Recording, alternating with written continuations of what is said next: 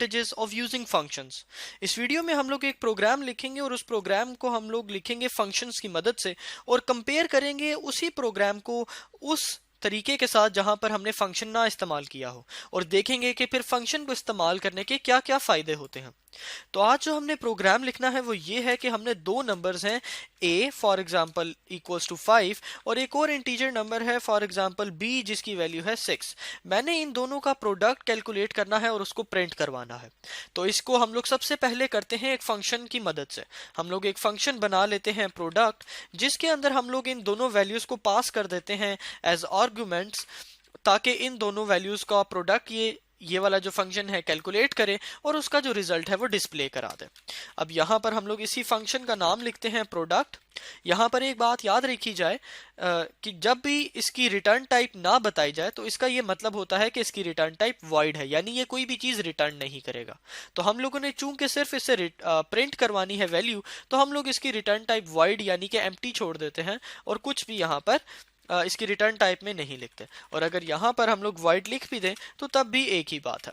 अब यहाँ पर पैरामीटर्स में हम लोग एक इंट x ले लेते हैं और एक इंट y ले लेते हैं। x के अंदर हम लोग a की पास करदा वैल्यू को सेव कर लेंगे और b की वैल्यू को जो भी पास करदा वैल्यू है b की, उसको y के अंदर सेव कर लेंगे। अब स्टूडेंट्स, फंक्शन की बॉडी के अंदर हम लोग स्टेटमेंट्स लिखते हैं, जिसके अंदर हम लोग एक इंट z ले लेते हैं और z इज इक्वल टू कर देते हैं x मल्टीप्लाई बाय y, यानी जो a की वैल्यू x के अंदर सेव की गई थी और b की वैल्यू y के अंदर सेव की थी, उन दोनों को मल्टीप्लाई करके रिजल्ट को सेव कर दिया हमने z के अंदर। अब हम लोग सिंपल इसको प्रिंट करवा देते हैं कि द प्रोडक्ट इज, और यहां पर हम लोग अपना वेरिएबल z जो है वो प्रिंट करवा देते हैं।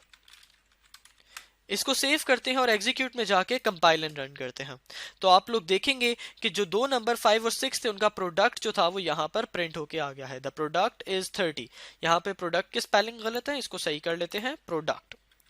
अब यहाँ पर अगर यही काम ये जो हमने फंक्शन की मदद से किया है, अगर हम लोग फंक्शन की मदद से ना करते और मैं कहता कि मैंने यही काम जो है करना है खुद से, तो मैंने यहाँ पर बिल्कुल वही काम जो मैंने फंक्शन के अंदर लिखा था, मैं यहाँ पर इसको कॉपी करके यहाँ पर लिख देता हूँ और अब मैं चलाऊंगा इसको तो सेम यही काम होगा। लेकिन स्टूडेंट्स, फर्क ये है कि अगर मुझे यही काम दोबारा करना पड़ जाए कुछ और वेरिएबल्स के लिए, इंट फॉर एग्जांपल c के लिए और एक इंट d के लिए, उनके लिए भी मुझे यही काम करना पड़ जाए, तो मुझे फिर से ये वाला सारा कोड जो है यहाँ पे कॉपी करके यहाँ पर लिखना पड़ेगा। इसी तरह मैं कहता हूँ कि मुझे 100 और वेरिएबल्स हैं जिनके लिए सेम यही काम करना है, तो मुझे हर दफ़ा जो 100 वेरिएबल्स होंगे उनके लिए इसी कोड को कॉपी करके लिखना पड़ेगा। अब मुझे इसका नुकसान क्या होगा? मुझे इसका सबसे पहला तो नुकसान ये होगा कि मेरा कोड एक बहुत ज़्यादा लंबा हो जाएगा और उसमें रिपीटिशन बहुत ज़्यादा आ जाएगी। उसको चूंकि वो कोड लंबा इतना ज़्यादा होगा तो उसको समझने में भी मुश्किल होगी और वो देखने में भी सही नहीं लगेगा और वो काफ़ी एक लेंथी और एक लंबा काम हो जाएगा हमारे लिए। और एक और बड़ा मसला हमारे पास आएगा, वो मसला हमारे पास ये आएगा कि अगर फॉर एग्जांपल यहाँ पर कोई गलती हो जाती, फॉर एग्जांपल यहाँ पर हम लोग कहते हैं कि जो हमने मल्टीप्लाई किया इसको हमने मल्टीप्लाई नहीं, हमने डिवाइड करना था, तो अब यहाँ पर भी मुझे इसको मल्टीप्लाई को डिवाइड में चेंज करना पड़ेगा, यहाँ पर भी इसको मल्टीप्लाई को डिवाइड में चेंज करना पड़ेगा, और जितनी और जगहों पर मैंने ये कोड लिखा होगा उस हर जगह पर जाके मुझे एक एक करके इसको चेंज करना पड़ेगा। जबकि अगर ये सारा काम मैं ना करूं, सिर्फ इसको फंक्शन की मदद से करूं, यहां पर मैं प्रोडक्ट फंक्शन के अंदर इन दो वेरिएबल्स की वैल्यू पास करूं, तो एक तो आप लोग देखेंगे कि मुझे वो सारा कोड लिखना नहीं पड़ा, बार बार नहीं लिखना पड़ा, मैंने सिर्फ फंक्शन का नाम लिख दिया। दूसरा, अगर मैं कहता हूं कि यहाँ पे मल्टीप्लाई की बजाय मुझे डिवाइड चाहिए, तो इस सिंपल मैंने एक ही जगह पर इसको चेंज किया और मेरे पास मेरा काम पूरा हो गया। अब मैं हर जगह जहां पर इस फंक्शन को कॉल करूंगा वो डिवाइड ही होगा, और जितनी दफा मैंने ये काम करना है मैंने सिंपल इस फंक्शन के नेम को कॉल कर देना है और मेरा काम जो है वो हो जाएगा। तो मुझे ज्यादा से ज्यादा कोड नहीं लिखना पड़ा, कम से कम कोड में मेरा काम हो गया, और मुझे अगर कोई चीज एडिट करनी पड़ती है तो वो भी मैंने बआसानी कर ली। तो अब अगर इसकी एडवांटेजेस की बात करें तो ये हमारा काम जो है बहुत आसान बना देते हैं फंक्शन, जिस तरह के अभी आपने देखा। इसी तरह हमारे पास फंक्शंस को यूज करके हम लोग अवॉइड कर सकते हैं typing the same code again and again. यानी अगर हमने एक ही काम 10 दफा करवाना है तो ये जरूरी नहीं कि उस काम का कोड हम लोग 10 दफा लिखें, हम लोग एक दफा लिख के उसका फंक्शन बना के उसको सेव कर लें और फिर उसी फंक्शन को कॉल कर लें, तो हमारा काम जो है वो आसान हो जाएगा।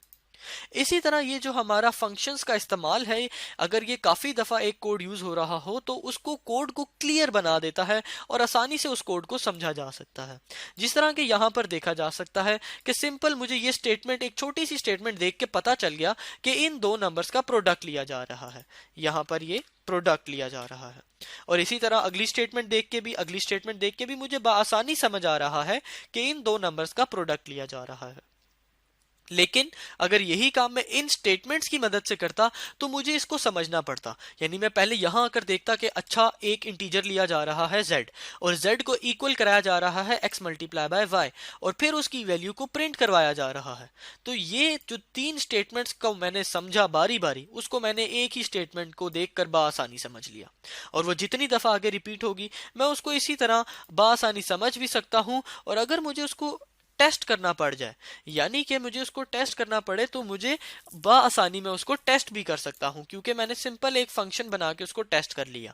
लेकिन अगर यही काम मुझे 10 दफा करना पड़ता और 10 की 10 दफा मैंने अलग कोड लिखना था तो फिर मुझे हर कोड को अलग अलग टेस्ट करना पड़ता। यहां पर मैंने एक ही दफा कोड लिखा और उसको एक ही दफा टेस्ट कर लिया और उसको मैं जितनी दफा रिपीट करूंगा, क्योंकि पहली दफा टेस्ट कर चुका हूं तो हर दफा टेस्ट करने की जरूरत नहीं। लेकिन अगर फंक्शन को इस्तेमाल किए बगैर कोड लिखूंगा तो फिर हर दफा मुझे उसको टेस्ट भी करना पड़ेगा, यानी चेक करना पड़ेगा कि वो सही चल रहा है या नहीं। और इसी तरह हमने अभी देखा था कि अगर कोई मॉडिफाई करना पड़ जाए, कोई एडिट करना पड़ जाए, तो वो भी बहुत आसानी से हो जाता है। तो ये था फायदे हमारे पास फंक्शंस को इस्तेमाल करने के प्रोग्रामिंग के अंदर। Thank you students.